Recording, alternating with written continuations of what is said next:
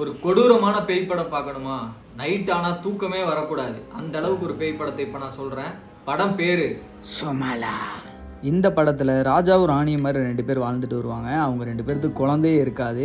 இந்த வருஷத்துக்குள்ளே குழந்தை பெற்றுக்கலைன்னா நான் உன்னை டிவோர்ஸ் பண்ணிடுவேன்னு சொல்லிடுவான் ராஜா. ராணிக்கு என்ன பண்ணுறதுன்னு தெரியாமல் சூனிய வைக்கிறவங்கள போய் பார்த்து எனக்கு குழந்தை வேணும்னு கேட்பா. இந்த மாதிரி பண்ணால் அவங்க குடும்பத்துக்கே ஆபத்துன்னு சொல்லுவா. நம்ம ராணிக்கு தான் குழந்தை வேணுமே, ஸோ எப்படியாவது எனக்கு குழந்தை வேணும்னு சொல்லி கேட்டு பண்ணிடுவா. 2 குழந்தை பிறக்கும். ஒரு குழந்தை நல்லா இருக்கும், ஒரு குழந்தை வினோதமாக இருக்கும். வினோதமாக இருக்கிற குழந்தை கொஞ்ச நாள் எங்ககிட்ட வந்து சேர்ந்துரும்னு சொல்லி அனுப்பிடுவா.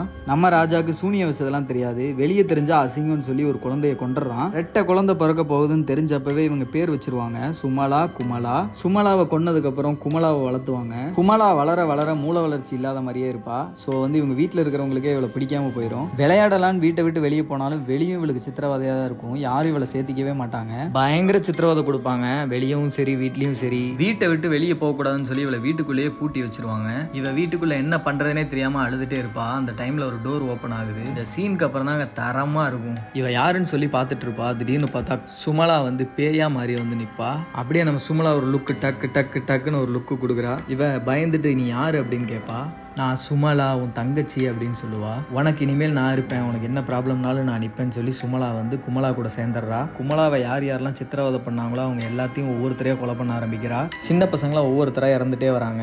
ஒரு கட்டத்தில் 4-5 பேர் ஒரே டைம்ல இறக்க ஆரம்பிச்சிடுறாங்க. ஊர்க்காரங்களுக்குலாம் ரொம்ப பயமாயி யார் இப்படிலாம் பண்ணுறா அப்படின்னு தொலாவிட்டு இருப்பாங்க.